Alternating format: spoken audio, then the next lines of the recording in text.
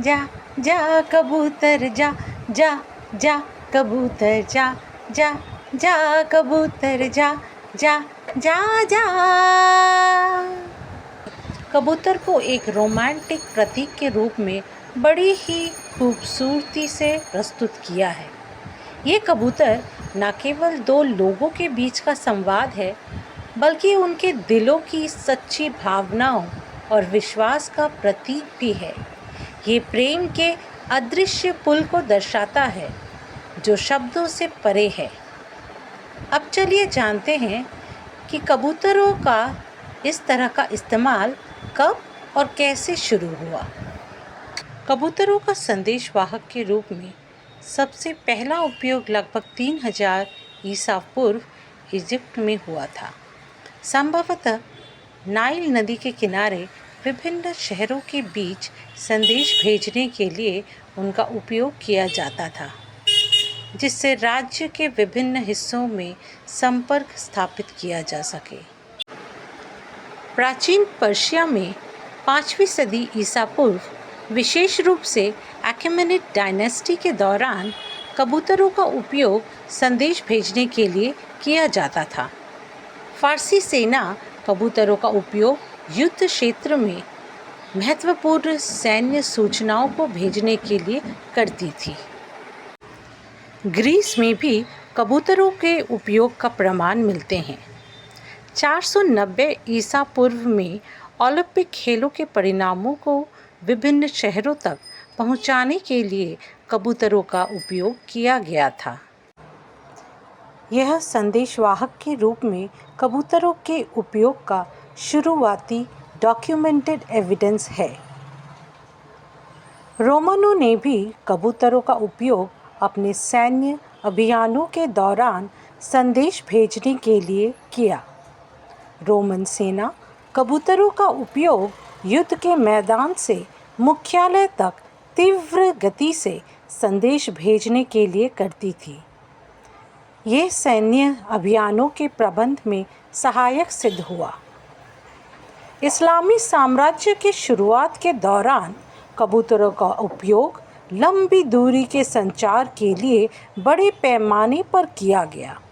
12वीं सदी के सुल्तान नूर अल दीन ने अपनी सेना के संचार तंत्र में कबूतरों का व्यापक उपयोग किया, जिससे गुप्त सैन्य संदेश सुरक्षित और तेज़ी से एक स्थान से दूसरे स्थान तक पहुंच सके। आइए अब बात करते हैं यूरोप की। यूरोप में कबूतरों का उपयोग युद्ध और राजनीतिक उथल-पुथल के समय किया गया। जब भी किसी राजा या उसकी सेना का घेराबंदी किया जाता था, तब कबूतरों के माध्यम से एक शहर से दूसरे शहर तक संदेश भेजे जाते थे। ये संदेश भेजने का एक सुरक्षित तरीका था, जब दुश्मनों ने सारे सड़क मार्ग बंद कर दिए हों। फ्रैंको प्रशियन युद्ध के दौरान पेरिस की घेराबंदी के समय कबूतरों का व्यापक रूप से उपयोग किया गया। पेरिस के शहर से महत्वपूर्ण सैन्य और सरकारी संदेश बाहर भेजे जाते थे, जिसमें माइक्रोफिल्म पर संदेश लिखकर उन्हें कबूतरों के साथ भेजा जाता था। ये संदेश भेजने का एक उन्नत और गुप्त तरीका था। प्रथम विश्व युद्ध के दौरान कबूतरों का महत्वपूर्ण योगदान रहा। युद्ध के दौरान जब कम्युनिकेशन के अन्य साधन विफल हो जाते थे, तब कबूतरों के माध्यम से संदेश भेजे जाते थे। शेर एमी नामक एक कबूतर ने घायल होने के बावजूद एक महत्वपूर्ण संदेश पहुंचाकर सैकड़ों सैनिकों की जान बचाई। शेर एमी उन कई होमिंग कबूतरों में से एक था जिन्हें प्रथम विश्व युद्ध के दौरान अमेरिकी आर्मी द्वारा उपयोग किया गया था।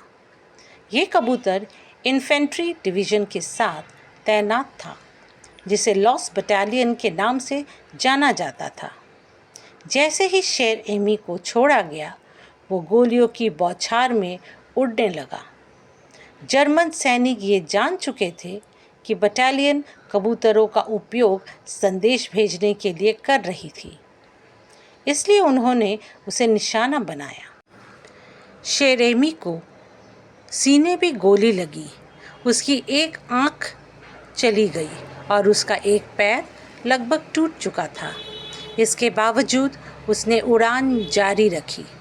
चमत्कारी रूप से शेरेमी ने अपने गंभीर घावों के बावजूद 25 मील, जो कि लगभग 40 किलोमीटर की दूरी होती है, उसे सिर्फ 25 मिनट में तय कर ली और अलाइड फोर्सेस की सेना के मुख्यालय तक पहुंच गई। उसके द्वारा लाए गए संदेश ने लॉस बटालियन की सटीक स्थिति बताई। इसके बाद सैनिकों को मदद पहुंचाई गई और लगभग 200 सैनिकों की जान बचाई जा सकी, जो शेर एमी की वीरता के कारण संभव हो सका।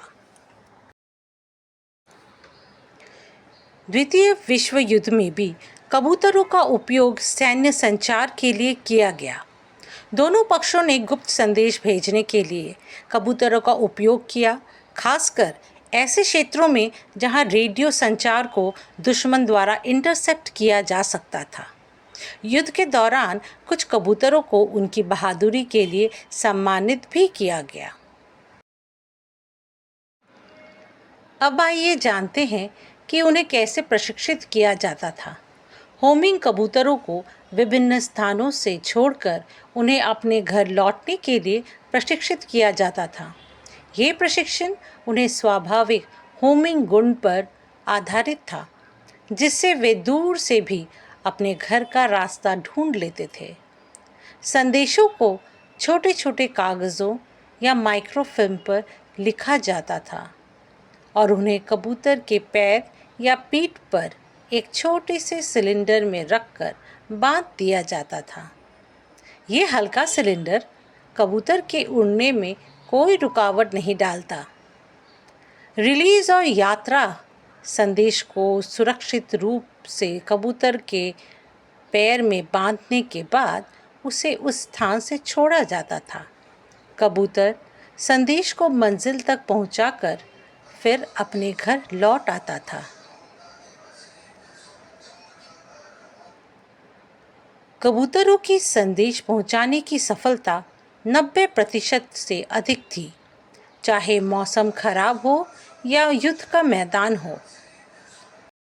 उनकी उड़ान की सीधी क्षमता और गुप्त रूप से संदेश पहुंचाने की क्षमता उन्हें युद्ध के समय और दुर्गम क्षेत्रों में अमूल्य बना दिया।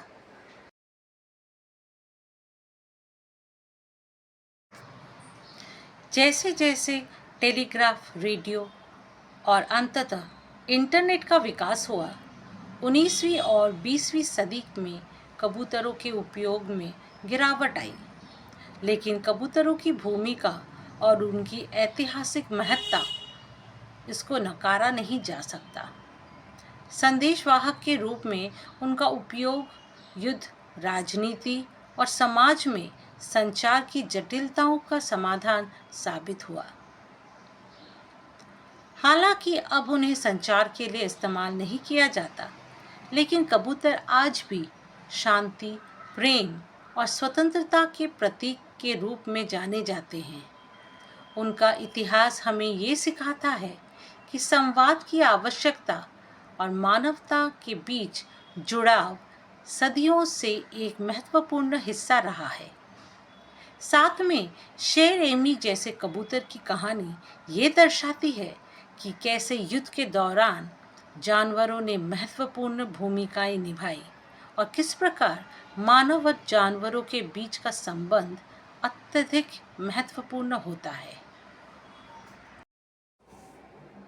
अगर आपको ये वीडियो अच्छी लगी हो तो प्लीज़ लाइक, सब्सक्राइब और शेयर करें।